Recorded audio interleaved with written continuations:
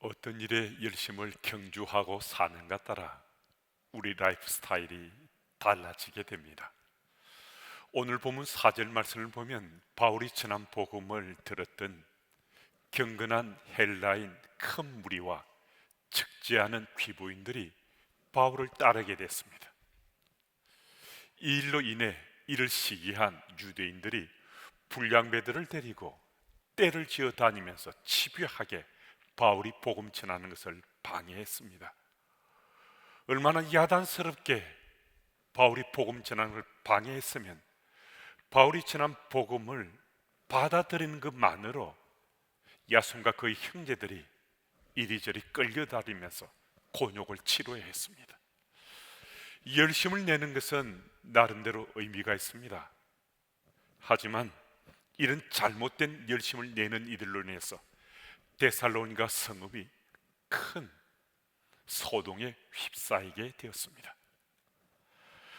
또 우리들 웃기게 하는 이런 열심을 내는 이들도 있습니다. 얼마 전 장안에 회자되었던 경상도 사투리로 배우는 한자 성어를 좀 소개해 드리고 싶습니다. 코로나19로 인해서 이런저런 일로 속이 많이 상하고 불편함을 겪는 우리들의 일상인데, 예배 가운데 한번 같이 크게 웃기도 하고 오늘 본문에 대한 이해도도 높이고자 하는 마음으로 이 스토리를 나누게 됐습니다. 이 한자 성어를 구성한 인물도 대단한 열심을 경주한 사람은 틀림없습니다. 고마해라, 괴로움과 마귀가 나를 해치려 붙잡으도라는 뜻입니다. 경상도에서는 그만하라 라고 말할 때 쓰는 말입니다. 네 우야랍고 일하노, 대저 비오는 밤 고락이 헐벗은 노인을 근심케 하네 라는 뜻입니다. 경상도에서는 사고친 사람을 훈계할 때 쓰는 말입니다. 지랄한다, 아는 것이 어그러지면 할 일 없이 땀만 많이 흘리고 라는 뜻입니다. 경상도에서는 분별 없이 행동할 때 주로 아내들이 남편을 구박할 때 쓰는 말입니다. 택도 없다, 법도를 가려 어젓함을 많이 하라는 뜻입니다. 경상도에서는 누가 지나치게 행동할 때 어림없다는 뜻으로 사용합니다. 희야 다나, 달 밝은 밤에 생각에 붙잡힘이 많구나라는 뜻입니다. 경상도에서 형이 맛있는 거 먹을 때 나도 한 입 다오 라고 말할 때 쓰는 겁니다. 문디 가시나야, 문장에 오르니 노래와 시가 어떠한고라는 뜻입니다. 경상도에서는 정이 가는 여자를 지칭할 때 사용됩니다. 천지 백가리, 천재 백가지 노래가 다르니라는 뜻입니다. 경상도에는 천재 늘린 게 남자라는 말처럼 많아서 헤아릴 수 없다는 뜻입니다. 고마탁 세리불라, 고통과 마귀가 흐린 세상에 붙잡히구나 라는 뜻입니다. 경상도에서는 자기 의지대로 잘 안 될 때, 음포를 놓을 때 쓰는 말입니다. 경상도 말에 이런 깊은 뜻이 있다는 것 잘 모르셨죠? 아마 오늘 처음으로 이런 말들이 서로 말이 이어서 쓰여지면 참 이거 재미있는 말이 되는구나 라는 생각을 처음 했을 수도 있습니다. 그런데 이 한자 성어를 구상한 사람은 이를 끼워 맞추느라 연구하는데 정말 고생 많이 했지 않겠습니까? 정말 고생을 쇠가 빠지게 했을 수도 있습니다. 그러니까 대단한 열심인 거죠. 오늘 본문에 바울 동안 못 말리는 열심으로 그 열심을 경주하는데요, 이 열심이 그의 라이프 스타일이 되어버렸습니다. 오늘 본문의 배경이 된 도시인 데살로니가는 마게도냐 지방의 수도였습니다. 그 당시 인구가 20만 이상이 살았다면요, 굉장히 큰 도시였습니다. 그래서 마게도냐는 이 데살로니가를 수도로 삼고 굉장히 팽창된 그런 지역 도시들을 서로 연결해서 도시가 세워져 있었습니다. 이 데살로니가는 정치, 경제, 사회, 문화, 교통의 요지였습니다.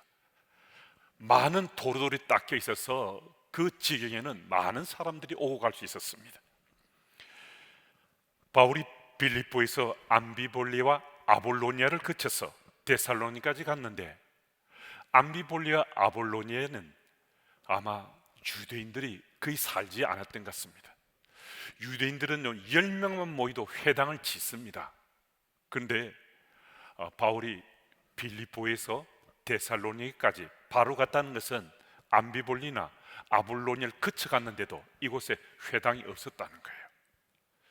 빌립보에서 데살로니까지 160km가 더 넘는 상당히 먼 거리였거든요. 그 거리를 바울이 걸어서 갔습니다. 그리고 도착했습니다. 근데 도착했으면 굉장히 피곤했지 않겠어요? 지쳤을 수 있습니다. 그런데 본문은요, 바울이 곧장 회당에 가서 말씀을 강론했다라고 기록하고 있습니다. 복음을 전하고자 하는 바울의 열심이 얼마나 특별했는지 우리에게 말씀해 주고 있습니다. 오늘 보면 2절 말씀을 보면 바울이 데살로니에 도착해서 행하는 모든 것들이 바울의 관례대로라고 말씀하고 있습니다. 이 관례대로라는 헬라는 에이오도스라는 원어를 번역한 것인데, 이 뜻말은요, 습관대로라는 것입니다. 그러니까 오늘 본문에 보여지는 이 바울의 이 삶의 스토리는 바울이 이미 습관이 됐다는 거예요. 그의 일상의 믿음의 스타일이 되었다는 겁니다. 바울 일행이 정확히 데살로니가에서 얼마 동안 머물렀는지 알 수는 없지만은 2절 말씀 보면 새 안식일에 회당에서 말씀을 강론했다라고 기록하고 있습니다. 그러니까 적어도 보름 정도는 데살로니가에서 머무렀다는 거거든요. 유대인들이 불량배를 데리고 때를 지어서 바울이 복음 전하는 걸 방해했던 것을 보면 오랫동안 데살로니가에서는 머물지 못했을 것이다 생각할 수 있습니다. 짧은 시간 머물면서 이 데살로니가에 교회를 개척하고 바울이 교회를 세웠습니다. 그런데 바울이 개척한 그 데살로니가 교회가 어떠했는가 말씀이 기록하고 있습니다. 데살로니전서 1장 3절 말씀 보면요, 데살로니가 교회는 믿음의 역사와 사랑의 수고와 소망의 인내가 있는 교회였다고 말씀합니다. 또 데살로니전서 1장 7절 말씀 보면 데살로니가 교회는 마게도냐와 아가야 모든 믿는 자의 본이 된 교회였다고 말씀합니다. 또 데살로니전서 1장 8절 말씀 보면 데살로니가 교회는 하나님을 향한 믿음의 소문이 각처에 퍼진 교회였습니다. 정말 굉장하잖아요. 바울이 짧은 시간 얼마 동안 머문 것 아니에요. 교회를 개척하고 교회가 세워졌어요. 그런데 데살로니가 교회 교우들의 믿음의 삶이 주변의 여러 지역과 도시와 교회들에게 감동을 주는 감격스러운 스토리들이 전해지고 나눠지고 있다는 거예요. 뭇 교회들이, 여러 지역 사람들이 데살로니가 교우들의 삶을 보고 도전도 받고 깊은 은혜를 누리게 되었다는 겁니다. 도대체 그 짧은 기간 동안에 바울이 무엇을 지냈기에, 그가 어떤 말씀을 강론했기에, 어떤 믿음의 삶의 스타일을 그들과 나누기에 이런 놀라운 일이 일어나게 되었는가, 우리 알 수 있습니다. 데살로니가에는 교회가 없었습니다. 예수 복음을 접한 자들도 거의 없었을 수 있습니다. 그런데 바울이 자신의 삶으로, 바울의 믿음의 스타일로 복음을 전했는데 그들은 마치 스펀지가 물을 빨아들이는 것처럼 주의 말씀을 받아들인 거예요. 그 주의 말씀을 받아들이고 그 말씀대로 사는 거예요. 바울의 믿음의 스타일대로 데살로니가 교우들이 그대로 살았더니만 그들의 삶이 주변 도시에 여러 교회들에 전해져서 감동을 주고 감격스러운 삶을 은혜 받고 나누게 되었다는 것입니다. 바울의 믿음의 스타일에 대해서 우리 궁금할 수 있잖아요. 어떤 믿음의 스타일이었기에 이런 감동이 있고 이런 은혜가 있었는가? 먼저 바울은 예배자의 삶에 충실했습니다. 바울은 우리가 잘 아는 것처럼 지금 전도 여행 중이잖아요. 여행 중에서는 사실은 예배 처소를 찾아가서 예배 드리기가 쉽지 않습니다. 이것은 무엇을 말씀해 주는가? 바울의 삶의 최우선 가치가 예배드림이었다는 겁니다. 바울이 전도 여행 중에서도 그가 제일 먼저 찾고 마음에 두었다는 것은 곧 예배당을 찾아서 예배를 드리길 원했다는 겁니다.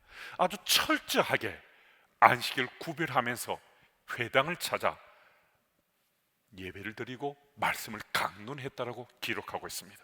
무슨 말씀인가? 믿음의 승부는 결국 예배에 달려있다는 겁니다.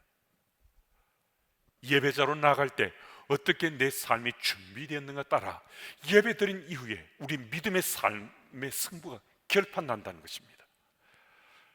여러분, 바울은요, 그의 삶이 예배자로 삶이 준비되었습니다. 그래서 그는 최우선적으로 어느 곳에 가면 예배 처소가 어딘가를 먼저 찾았다는 거예요. 그래서 예배드릴 준비를 하고 예배당에서 예배를 드렸다는 것입니다. 여러분, 코로나19로 인해서 저희가 오늘 이제 9주차 영상으로 예배를 드리고 있습니다. 예배당에서 예배 드린 것처럼 우리가 준비하고 지금 예배자의 자리에 함께하고 있는가? 이거 쉽지 않을 수 있습니다. 처소가 달라지면 우리 자세와 태도가 바뀌게 되거든요. 지금 가정에서 예배를 드리는데 내 마음의 자세와 태도가 예배당에서 예배 드리는 것처럼 잘 준비됐습니까? 내가 지금 주님 앞에 서서 예배를 드린다는 이 분명한 의식을 가지고 예배 자리에 함께하고 있습니까? 주일이니까 주일은 성수해야지, 주일은 반드시 예배를 드려야 돼 하는 이런 의식과 의무감, 책무감으로 우리가 예배 드릴 수도 있습니다. 그런데요, 주일은 그날을 지키는 거지만은 그보다 더 중요한 것은 예배자로 내 삶을 드리는 날입니다. 여러분, 주일은 당연히 지켜야 된다, 성수해야 된다 하는 그 의미로 그치지 않아요. 주일은요, 예배자로 내 삶을 주님께 드리는 날이에요. 그래서 오늘 지금 우리가 예배를 드리고 있다는 것은 예배자로 내 삶을 주님께 올려드리는 거예요. 이 마음을 주님께서는 너무나 잘 압니다. 우리 마음을 잘 아세요. 주께서요. 우리도 우리 마음을 잘 알아요. 내가 지금 예배당에 함께 지금 앉아 예배 드리기도 하고요, 가정에서 또 다른 처소 예배를 드리기도 하는데 우리 마음이 지금 예배자의 자리에 집중하지 못하면요, 내 마음은 세상에 잡다한 것으로 날아다닙니다. 뭐 가정의 자녀 문제, 또 사업의 문제, 또 경제적인 문제, 또 사람과 여러 갈등 관계나 이런 문제가 내 생각을 사로잡고 있으면요, 예배당에 앉아 있지만은요, 나 예배 드리는 거 아닙니다. 여러분, 예배 드리는 건 무엇이라고요? 주일 예배 드리는 것은 내 삶을 하나님께 올려드리는 겁니다. 자리를 지키는 것 아니에요. 자리를 지키는 것 누구나 할 수 있어요. 하지만 예배를 내 삶으로 드리는 것은 모두가 그렇게 할 수 없습니다. 내 생각과 마음이 지금 날아다니면요, 목사가 강단에 설교해도 이게 전혀 마음에 안 들어옵니다. 오늘 참 은혜가 풍성하고 귀한 찬양을 특송으로 해주셨잖아요. 오늘 그 찬양을, 정말 은혜로운 찬양을 듣고서도요, 그 찬양이 별로 감동이 없습니다. 왜요? 내가 예배는 드리고 있지만 내 생각과 마음이 지금 다른 곳으로 날아다니기 때문에 그렇습니다. 물론 예배를 드리는데 설교자가 준비한 메시지나 찬양대가 또 개인이 준비한 그 찬양이 적잖은 은혜를 함께 나누게 하는데 큰 변수가 되기도 합니다. 하지만 그보다 더 중요한 것, 가장 중요한 것은 내가 예배자로 나왔을 때 내 삶이 얼마나 준비됐나, 어떻게 준비됐나, 이것으로 사실 결정이 되는 겁니다. 여러분, 주일은 지켜야 합니다. 우리가 출장을 가거나 휴가를 또 떠났거나 여행 중에 본 교회에서 예배를 드리지 못할 때도요, 우리가 그곳에 도착하면 먼저 이 지역에 교회가 어디 있는지, 또 그 교회 예배 시간은 언제인지 그것을 먼저 알아봐야 됩니다. 우리 바울처럼 하는 거예요. 바울의 믿음의 스타일은 우리 예배를 오늘도 드릴 때 준비돼서 드려야 된다는 거거든요.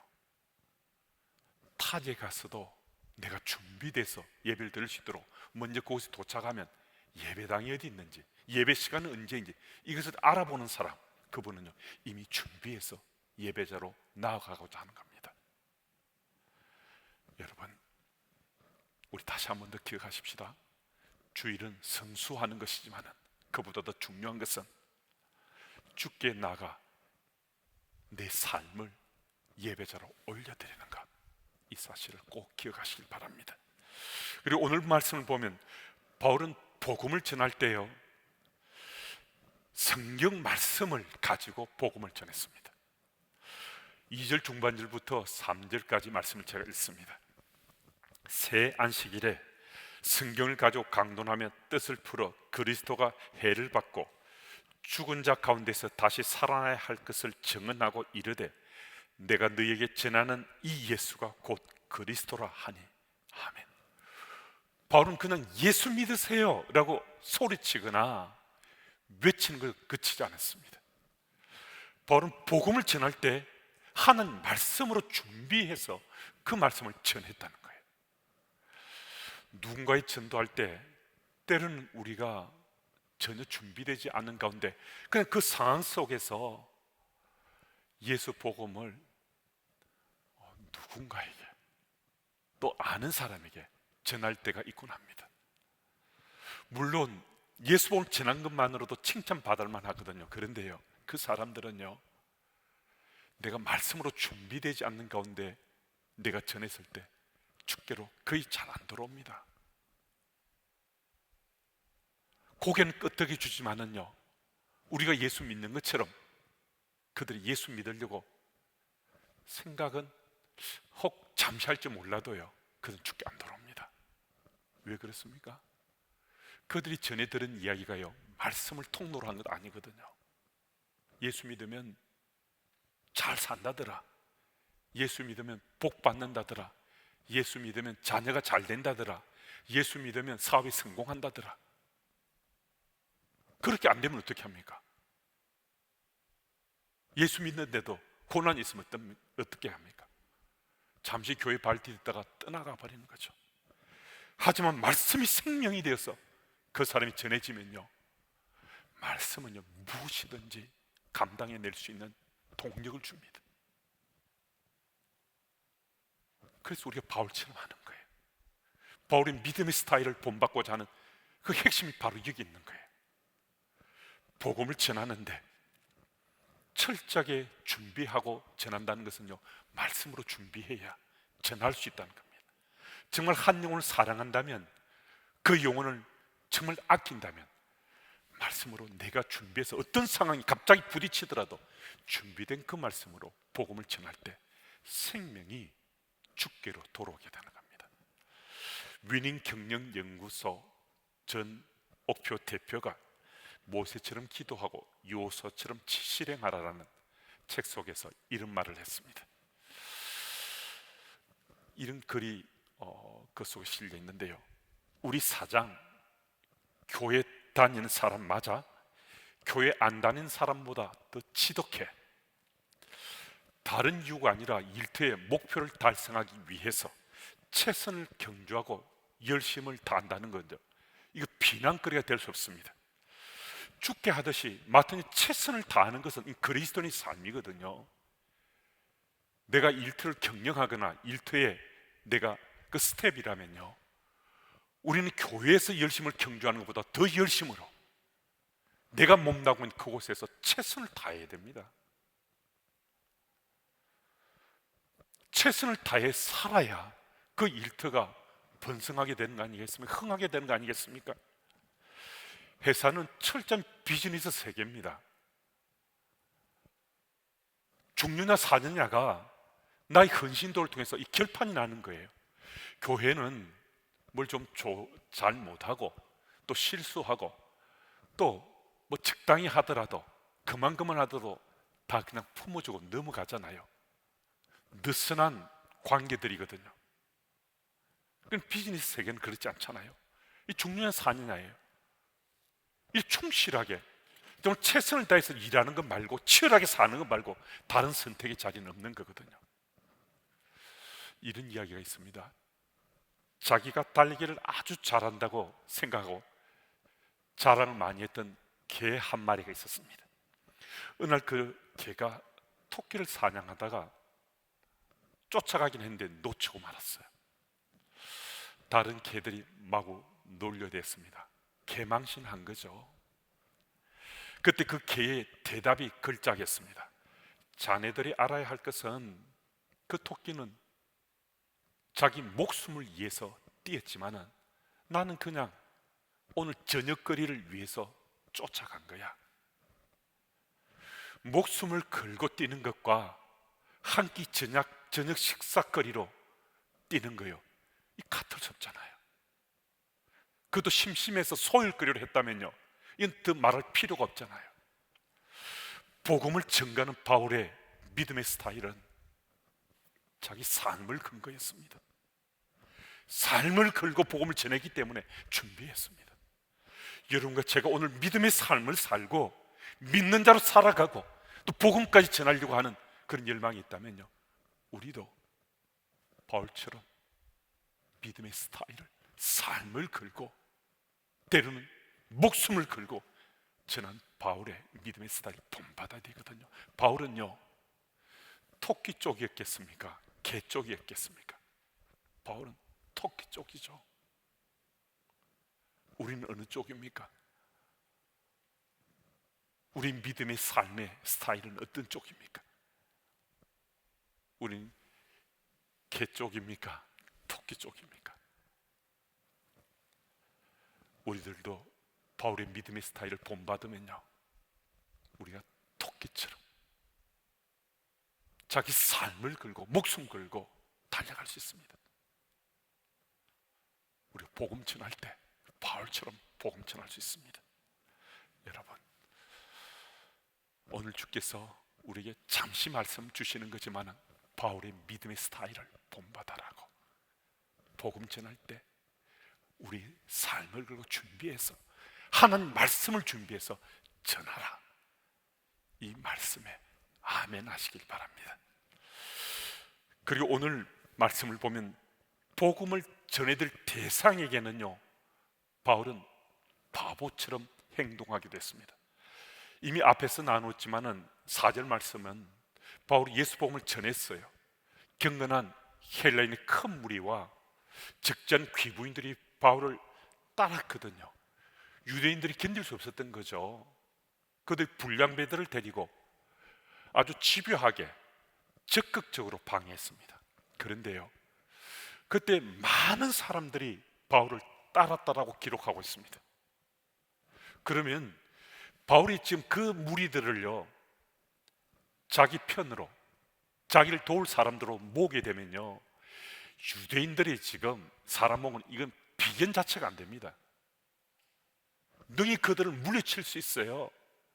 그들 쭈미야 할 수 있어요. 그런데요, 바울은 침묵합니다.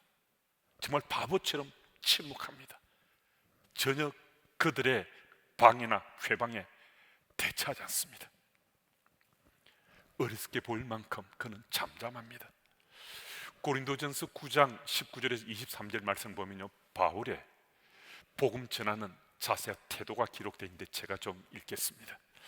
내가 모든 사람에게 자유로우나 스스로 모든 사람에게 종이 된 것은 더 많은 사람을 얻고자 함이라. 유대인들에게 내가 유대인과 같이 된 것은 유대인들을 얻고자 함이요, 율법 아래에 있는 자들에게는 내가 율법 아래에 있는 자 같이 된 것은 율법 아래에 있는 자들을 얻고자 함이요, 율법 없는 자에게는 내가 하나님께는 율법 없는 자가 아니요 도리어 그리스도의 율법 아래에 있는 자이나 율법 없는 자와 같이 된 것은 율법 없는 자들을 얻고자 함이라. 약한 자들에게 내가 약한 자와 같이 된 것은 약한 자들을 얻고자 함이요, 내가 여러 사람에게 여러 모습이 된 것은 아무쪼록 몇 사람이라도 구원하고자 함이니 내가 복음을 위하여 모든 것을 행함은 복음에 참여하고자 함이라. 아멘. 바울은 복음을 전할 대상에게는 복음을 전하기 위해서 그들이 원하는 대로, 그들이 요구하는 대로 자신이 바보처럼, 바보가 된 것처럼 다 예스했습니다. 모든 것을 허락했습니다. 고인이 되신 한국의 슈바이처 장기르 박사님에 대한 이런 일화가 있습니다. 신년 초에 아침 이른 시간인데 제자가 찾아와서 세배를 했습니다. 그때 그 제자에게 장기르 박사님이 득담을 했는데요, 따뜻한 미소를 머금고 이런 얘기를 했습니다. 금년엔 날 좀 따라서 나처럼 한번 살아봐. 박사님처럼 살면요 바보가 되게요. 그래서 장기르 박사는 껄껄 웃으면서 제자에게 이렇게 말했습니다. 그렇지, 바보란 소리를 들으면 성공하는 거야. 바보처럼 사는 것, 그게 얼마나 힘든 일인지 자네 아는가? 세상 사람들은 불쌍한 환자들에게 늘 무료로 진료해주는 장기르 장로님이 정말 바보처럼 보여졌을 수 있습니다. 가난한 사람들, 병들고 소외된 사람들에게 아낌없이 퍼주고 나누지는 장기르 장로님이 이상한 사람처럼 보이려 빈정됐을 수도 있습니다. 하지만 장기르 장로님은 바보가 아니었습니다. 그분은 바보처럼 살고자 결심했던 분입니다. 이 일화를 읽는데 바보처럼 살기로 작정했던 사람이라는 이 구절이요, 제 가슴팍에 팍 꽂혔습니다. 그래서 저도 장기르 장로님처럼 바보처럼 살았으면 하는 그런 마음을 가졌는데요, 그런데요 저는 아니었습니다. 제가 바보처럼 살고자 하는 마음을 갖는 그것만으로 이거 위선이구나, 제 삶을 바라보니까 그건 제 위선이었습니다. 제 속에 얼마나 욕심이 많은지 저는 바보처럼 살 인생이 못 되었습니다. 그런데 말입니다, 하나님께서 바울에게 주셨던 그 은혜가 있으면, 하나님께서 바울에게 베푸셨던 그 감동이 있으면, 성령 하나님께서 장기르 장로님을 사로잡았던 그 놀라운 타치가 있으면 우리들도 바보처럼 살 수 있습니다. 우리들도 바보처럼 살고자 결심하고 그렇게 살아갈 수 있습니다. 여러분, 코로나19로 참 힘들고 어려운 때를 살고 있습니다. 우리 주변에 힘들어하고 아파하는 사람들의 소리들이, 그 소문들이 많이 들려지고 있습니다. 모든 것을 우리가 다 해줄 수 없습니다. 아낌없이 우리 것을 팍팍 나눠진다, 이거 쉽지 않습니다. 하지만 내가 지금 서 있는 곳에서 내가 할 수 있는 베스트가 있다면 그것은 우리가 행할 수 있습니다. 꼭 물질만 말씀드린 건 아닙니다. 그것이 무엇이든 우리 이번에 한번 바보처럼 살아볼 수 있습니다.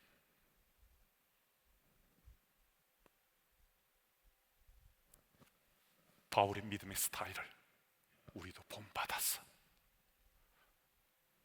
우리 주변에 힘들고 어려운 사람들, 더불어 살아가는 그 사람들 앞에서 우리들도 한번 바보처럼 내 삶으로 반응하고 내 삶으로 함께 삶을 또 나누고 또 품어주면서 이번 한 주간 살아갈 수 있기를 예수 이름으로 간절히 소원합니다. 하나님 아버지, 감사합니다. 말씀을 통해서 바울의 믿음의 스타일을 함께 나누면서 우리 믿음의 스타일을 되돌아보게 하시니 감사합니다. 우리들도 바울과 같은 믿음의 스타일로 하나님을 정말 기쁘시게 해드리는 하나님의 사람들이 다 되게 인도해 주옵소서. 바울처럼 우리들도 예배자의 삶에 보다 충실하게 하시고, 복음을 전할 때 성경 말씀으로 하나님 말씀을 잘 준비해서 전하게 하시고, 복음을 전해드릴 대상에게는 바보처럼 행동할 수 있는 용기도 허락해 주옵소서.